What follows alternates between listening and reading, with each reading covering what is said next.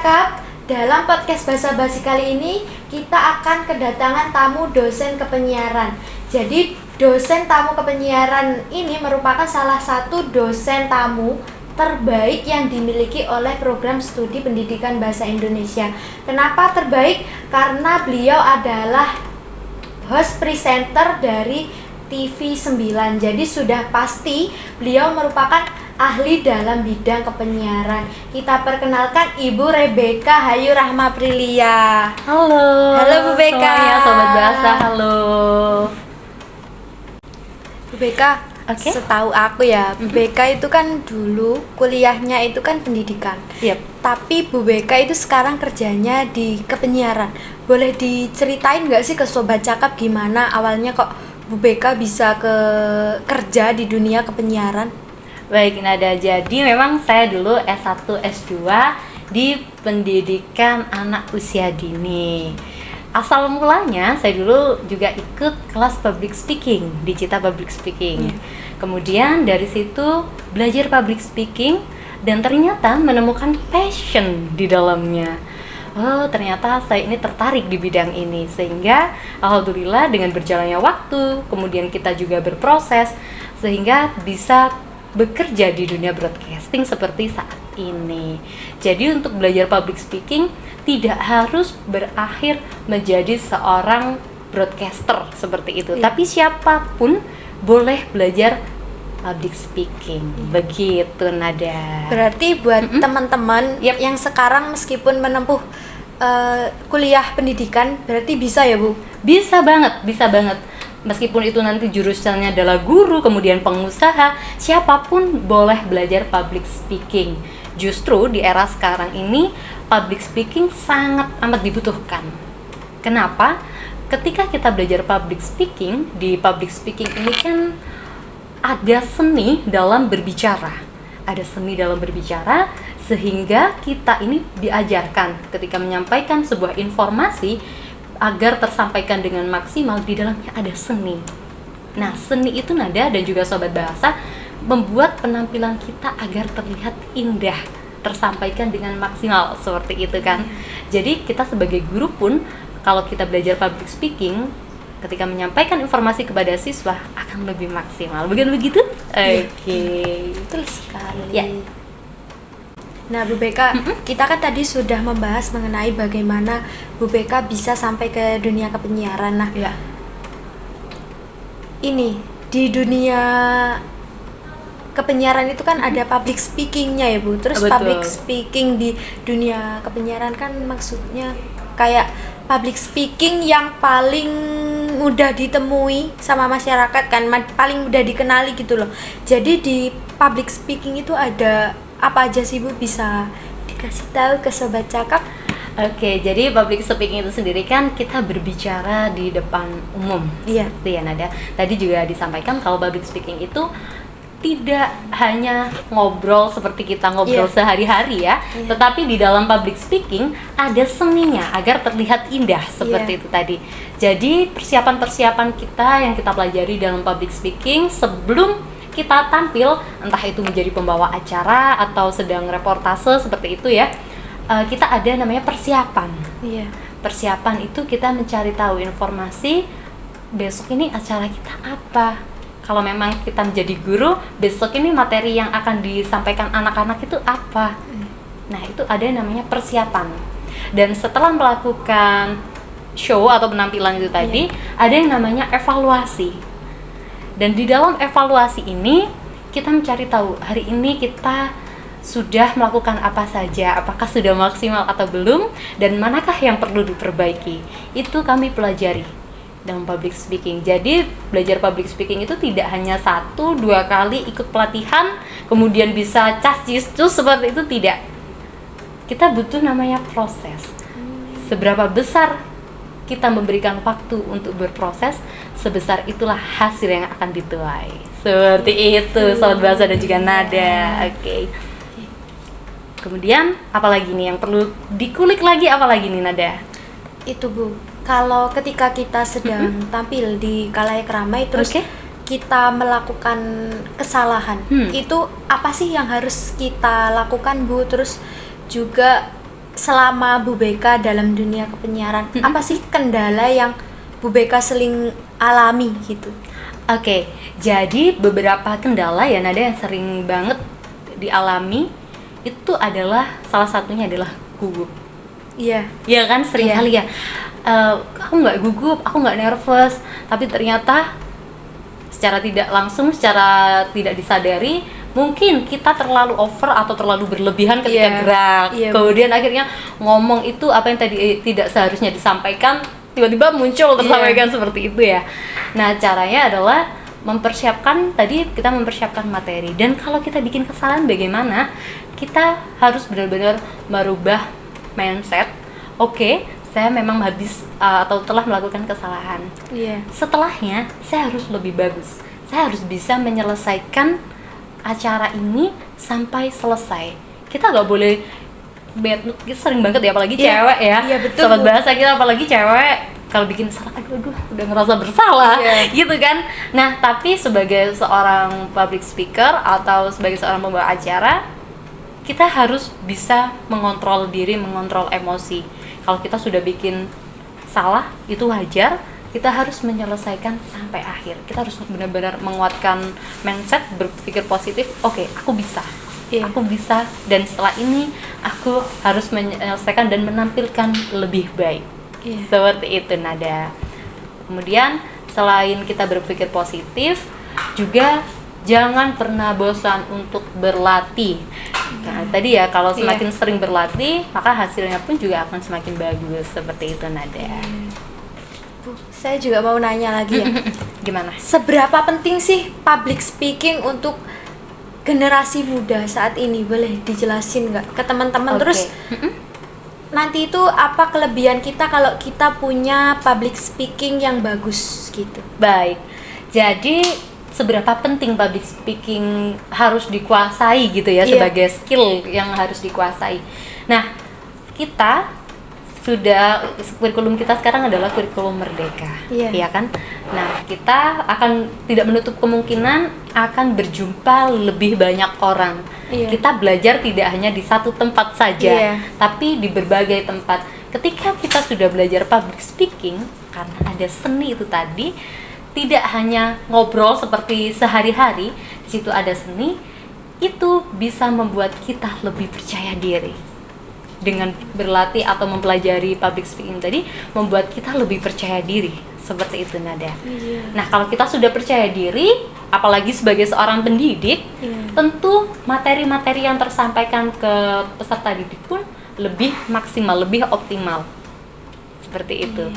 Dan tidak hanya kepada peserta didik aja, tapi kita juga akan menemui rekan sesama guru, kemudian ada orang tua siswa, di mana itu kita juga berkomunikasi. Kalau kita tidak belajar public speaking, ya kita hanya bisa berkomunikasi seperti sehari-hari seperti Iya, ini ya. iya, betul. Dan salah besar ketika orang sudah bilang, aku udah belajar public speaking. Kenapa kok bisa gitu? Iya, karena aku udah berlatih sehari-hari.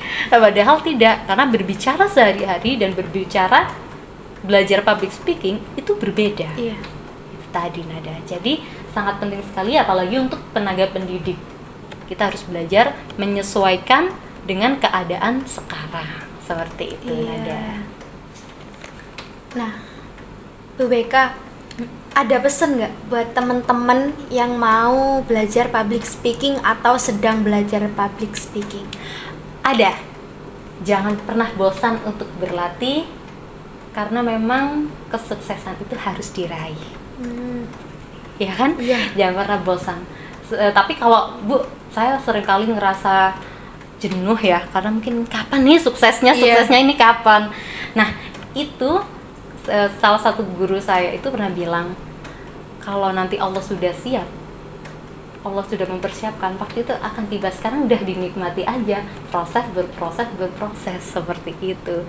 Jadi jangan pernah bosan untuk berproses, dan doa itu yang paling penting. Beka, aku nanya lagi ya. Silakan Nada. Jadi kayak kemampuan berbicara yang baik di depan publik itu sebuah bakat yang dimiliki oleh seseorang atau kita dapat belajar. Oke, seringkali banyak banget ya sobat bahasa yang berbicara kalau ngobrol di depan umum itu adalah bakat. Padahal sebenarnya itu bisa dipelajari. Siapapun boleh belajar public speaking, Nada. Iya. Siapapun boleh. Sekalipun nanti tadi sudah saya sampaikan, tidak harus akhirnya adalah menjadi pembawa acara. Tapi belajar public speaking ini salah satu manfaat yang bisa kita raih adalah kita bisa menjadi pribadi yang lebih percaya diri.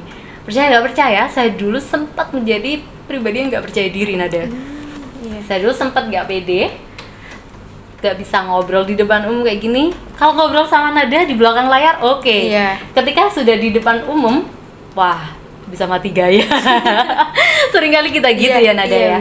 Nah, jadi kalau ditanya itu bakat atau tidak, jawabannya itu bisa dilatih. Bisa dilatih. Iya, betul banget. Itu bisa dilatih sobat bahasa. Siapa yang mau, ya itu yang nantinya bisa menuai. Iya. Jadi bisa benar-benar bisa dipelajari. Iya. Begitu, Nada. Lagi Bu, Oke, gimana tuh? kalau cara menumbuhkan rasa percaya diri yang ada dalam diri kita itu gimana? Kan tadi Bu Beka cerita sempat menjadi pribadi yang tidak percaya Benar, diri. benar. Gimana tuh Bu Beka caranya? Prosesnya panjang ya. Jadi dulu itu tidak percaya diri, insecure ya. Iya. Nah, perlu diketahui nih sobat bahasa, tidak percaya diri itu insecure, minder ya, Iya. kata lain minder, itu salah satu juga harus kita rasakan. Salah satu yang paling enggak pernah kita rasakan. Kenapa? Kalau kita selalu merasa puas, kalau kita tidak pernah insecure, maka diri kita ini tidak akan melakukan perubahan-perubahan menjadi lebih baik ya. Tapi kalau insecure-nya terlalu lama juga gak baik. Iya. Yakin ada ya. Jadi yang bisa kontrol adalah kita. Nah, untuk percaya diri, untuk menumbuhkan percaya diri saya dulu, salah satunya ini ikut public speaking. Ternyata dengan saya belajar public speaking di salah satu public speaking kelas tadi di Citaan Public Speaking, saya bertemu dengan banyak orang dengan latar belakang dari berbagai profesi. Ada yang mungkin teman waktu itu masih mahasiswa ya. Iya. Saya belajar public speaking di semester 1. Semester 1, kemudian saya melanjutkan sebagai presenter di TV 9 itu insya Allah di semester 2 atau 3. Iya. Jadi kuliah sambil kerja. Nah, jadi seperti itu teman-teman. Jangan dijadikan alasan dengan berkuliah kita tidak bisa berkarya. Itu salah, Nada. Iya.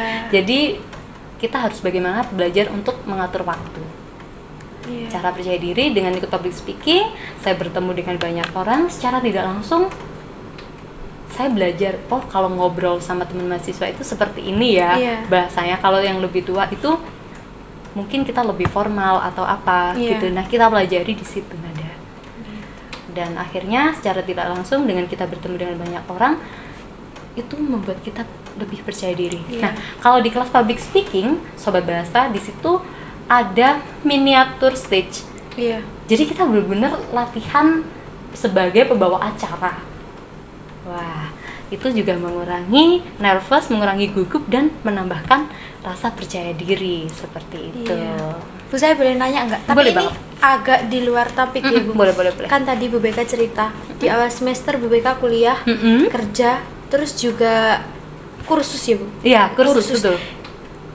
Kerja, kuliah, kursus. Saya aja yang kuliah aja itu apalagi semester tua ya, Bu. Iya, agak, bener. agak mau oleng gitu. Oleng banget. Iya, agak mau oleng gitu. Terus dulu itu waktu pada masa-masa itu gimana sih Bu Beka ngatur waktunya biar juga teman-teman itu tahu, biar kita juga bisa ngatur waktu. Kalau kita juga bisa kerja, bisa kuliah, juga bisa Oke. berkarya, gimana Bu? Baik, jadi untuk mengatur waktu yang pertama kita harus seneng dulu, Nada. Seneng. Kalau kita udah seneng, kita udah cinta sama kegiatan itu, kita nggak terasa gitu loh. Capeknya tuh nomor 2. Sama kayak kita suka sama orang ya, Nada ya. iya, Bukan iya, gitu iya. ya sobat bahasa. Kalau kita sudah suka sama orang, yang dilihat itu yang bagus-bagusnya aja, yang dirasain senengnya aja kan. Iya. Ya meskipun kita galau juga ya Iya. sebenarnya. Nah, sama seperti itu. Jadi saya yang pertama adalah menikmati. Apakah capek? Ya, tapi itu nomor 2. Dan setelah beberapa tahun, setelah lulus, saya baru merasakan, oh ternyata ini hasilnya. Saya dulu mungkin habis kuliah, seharusnya kumpul dengan teman-teman, saya harus kerja.